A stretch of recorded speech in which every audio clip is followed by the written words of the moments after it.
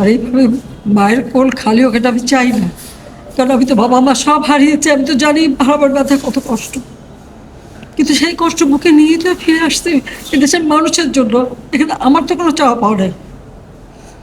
আমি তো আমার ছেলে মেয়ের জন্য কিছু করিনি, শুধু তাদের লেখাপড়া, নিজেরাই চাকরি করছে, নিজেরাই পড়েছে, আমি কতটুকু করতে পেরেছি।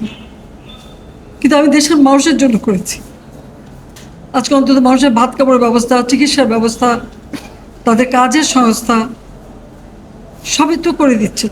কোটা সংস্কার আন্দোলন, কোটা তো আমি বাতিলই করে দিয়েছি। আমি আহ্বান করেছিলাম যে একটু ধৈর্য ধরো, হাইকোর্টের শুনানি হবে,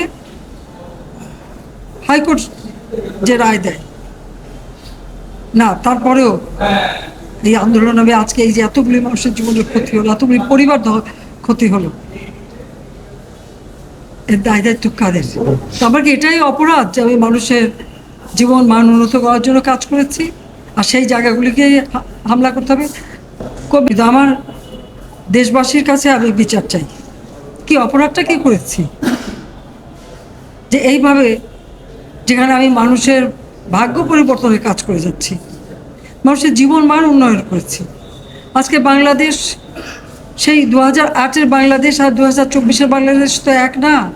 বাংলাদেশের মানুষের জীবন মান তো উন্নত হয়েছে, আমাদের অর্থনীতি আজকে কত কত উপরে উঠে গিয়েছিল, এবং এটা মনে হলো যে এটা আর কিছুই না, এটা আমাদের অর্থনীতিকে সম্পূর্ণ পঙ্গু করে দিয়ে বাংলাদেশকে আবার ভিক্ষুকের জাতি করে দেওয়া।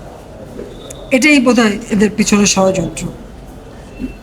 সেটাই হচ্ছে সব থেকে দুঃখজনক, যে দিন রাত অক্লান্ত পরিশ্রম করে বাংলাদেশটাকে যখন একটা জায়গায় নিয়ে আসলাম, আজকে সেখানে দেখি এই একদিকে জ্বালাও পোড়াও সব কিছু।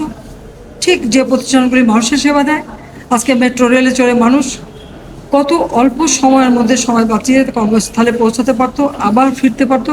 সেখানে ছাত্ররা, চাকরিজীবী, সাধারণ মানুষ সবাই তো যেতে পারতো। সেই স্টেশনগুলি পুড়িয়ে এখন ট্রাফিক জ্যাম, মানুষের কষ্ট।